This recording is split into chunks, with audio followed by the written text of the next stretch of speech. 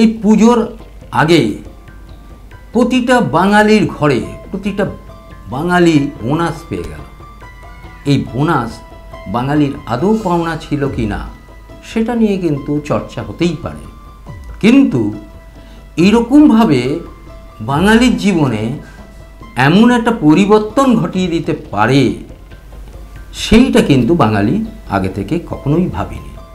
যে বাঙালি এখনো পর্যন্ত বাংলা মাধ্যম স্কুলগুলোকে সেভাবে ব্যবহার করে না, তারা বাংলা মাধ্যম স্কুলগুলোর পরিবর্তে তারা ইংরেজি মাধ্যম স্কুলগুলোকে বেশি প্রাধান্য দেয়, সেই বাঙালির তাদের যে মাতৃভাষা বাংলা তাকে কেন্দ্রীয় সরকার ধ্রুপদী ভাষা হিসাবে স্বীকৃতি দিল।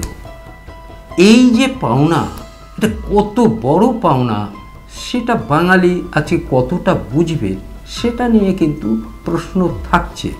কিন্তু বাঙালির জীবনে এই রকম একটা যে ঘটনা ঘটতে পারে, বাংলা ভাষা যে প্রাচীনত্ব ভাষা হিসাবে রয়েছে তার সঙ্গে বাংলা ভাষার মধ্যে একটা ধ্রুপদী বিষয় লুকিয়ে আছে এবং সেইটাকে কেন্দ্রীয় সরকার যে স্বীকৃতি দিল, এইটা কিন্তু বাঙালির জীবনে একটা বড় পাওনা হিসাবে দেখা গেল। নমস্কার, নিউজ এশিয়া চ্যানেলে আপনারা দেখছেন হক কথা। এই হক কথায় আজকের যে বিষয়টা আমরা বলতে চাইছি যে কেন্দ্রীয় সরকার 5টা ভাষার উপর তারা যে পর্যবেক্ষণ করেছিল, সেই পর্যবেক্ষণ করার পরে দীর্ঘদিন এটা নিয়ে চর্চা হয়েছিল, অনুসন্ধান করা হয়েছিল, সেইটা নিয়ে নানা রকম বিতর্ক তৈরি হয়েছিল। জওহর সরকার তিনি বলেছিলেন বাংলা ভাষাকে ধ্রুপদী ভাষার স্বীকৃতি দিতে হবে, সেই আন্দোলনটা কিন্তু চলছিল। এর মধ্যেই সেই সংবাদটা এসে গেল ঠিক পুজোর আগে। বাংলা, মারাঠি, পালি, প্রাকৃত আর অসমিয়া, এই 5টা ভাষাকে ধ্রুপদী ভাষার স্বীকৃতি দিল কেন্দ্রীয় সরকার। বাংলা ভাষা নিয়ে বাঙালির মধ্যে একটা নাক সিটকানো বিষয় কিন্তু বরাবরই আছে। আসলে কি, নিজের মাতৃভাষাকে সেইভাবে ব্যবহার করার ক্ষেত্রে বাঙালির যে একটা উদ্যোগ, সেই উদ্যোগটা কিন্তু দেখা যায়নি। তাহলে এই যে বাংলা ভাষাতে ধ্রুপদী ভাষাতে রূপান্তরিত হলো এবং তার স্বীকৃতি লাভ করলো, এবারে কি বাংলা ভাষা নিয়ে একটা উৎসব হতে পারে? এবারে কি গ্রামে গ্রামে, পাড়ায় পাড়ায়, সব জায়গায় এত বড় একটা স্বীকৃতি পাওয়ার পর সাধারণ মানুষ এই বাংলা ভাষাকে নিয়ে একটা উৎসবে মুহূর্তকে কাটাবেন?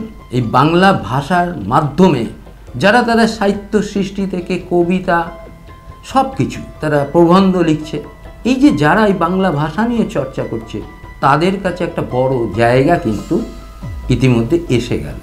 অর্থাৎ এই বাংলা ভাষার গুরুত্ব কিন্তু সেই জায়গা থেকে একটা নতুন আঙ্গিকে ধরা পড়ল। ফলে বাংলা ভাষার যেমন আমাদের দরকার, তেমন যেটা প্রধান দরকার যে বাংলা মাধ্যম স্কুলগুলো যেগুলো বন্ধ হয়ে গেছে সেইগুলোকে পুনরায় সেগুলোকে খোলার ব্যবস্থা করতে হবে। বাংলা শিল্প সংস্কৃতি আরও বেশি গুরুত্ব দিতে হবে। বাংলার কৃষ্টি, বাংলার সংস্কৃতি, বাংলার যে সাহিত্য, এইটার উপরে আরও বেশি গুরুত্ব দিতে হবে বাঙালিকে। শুধু বাংলা ভাষা কেন্দ্রীয় সরকার স্বীকৃতি দিল, সেইটা নিয়ে আমরা যদি ঢ্যাং ঢ্যাং করে লাফাতে থাকি তাহলেই কিন্তু হবে না। তাকে সমানভাবে মর্যাদা দেওয়ার ক্ষেত্রে বাঙালির একটা বড় ভূমিকা আছে। এই যে বাঙালির সেই ভূমিকাটা নিতে হবে। ইংরেজি ভাষার থাকবে, পাশাপাশি হিন্দি থাকবে, কিন্তু বাংলা ভাষা আমরা বাঙালি, সেই বাঙালি বাংলা ভাষাকে যেন সুন্দরভাবে জায়গাটাকে পরিষ্কার রাখে। সারা পৃথিবীতে প্রায় 36 কোটি বাঙালি এখনও আছে যারা বাংলা ভাষায় কথা বলে এবং তারা বাঙালি হিসাবে তারা গর্ববোধ করেন। অনেক বিদেশে যারা রয়েছেন তারা কিন্তু এই বাংলা ভাষা উদযাপন করে এবং বাংলা ভাষাকে নিয়ে তারা চর্চা করে, রীতিমতো চর্চা করে। শুধু তাই না, বিদেশিদের অনেকেই বাংলা ভাষার চর্চার ক্ষেত্রে তাদের একটা ভূমিকা রয়েছে এবং বাংলা ভাষা কিভাবে হয়, অনেক বিদেশি নাগরিক আছেন যাদের মাতৃভাষা বাংলা নয়, কিন্তু তারা বাংলা ভাষার এই মাধুর্যতা নিয়ে তারা কিন্তু চর্চা করে। প্যারিসে বাংলা ভাষার একটা ব্যাপক সম্মান রয়েছে, শুধু প্যারিস না, আমেরিকাতে রয়েছে, ব্রিটেনে রয়েছে, বাংলা ভাষার সম্মান রয়েছে। কিন্তু যে সম্মানটা আমরা দিতে পারি না, আমরা বাঙালি হয়েও বাঙালির সেই সম্মান, সেই বাংলা ভাষার প্রতি সেই সম্মান আমরা দিতে পারি না। 21শে ফেব্রুয়ারি এই বাংলা ভাষা আন্দোলন নিয়ে যে বাংলাদেশে যে ঘটনাটা ঘটেছিল, সেই ভাষা আন্দোলন আমরা সেইভাবে কি পালন করতে পারি কি? একটা শ্রেণী মানুষ পারে, কিন্তু এই জিনিসটাকে উৎসব আকারে মানুষের ঘরে ঘরে পৌঁছে দিতে হবে। বাংলা ভাষার গুরুত্বটা বুঝতে হবে। এই বাংলা ভাষার গুরুত্বটা বুঝতে গেলে যেটা প্রধান দরকার সম্ভবত সেটা হচ্ছে যে যারা মা এবং প্রাথমিক স্কুলের যারা শিক্ষক, এদেরকে কিন্তু সবচেয়ে বেশি এই বাংলা ভাষার প্রতি গুরুত্ব দেওয়ানো শেখাতে হবে।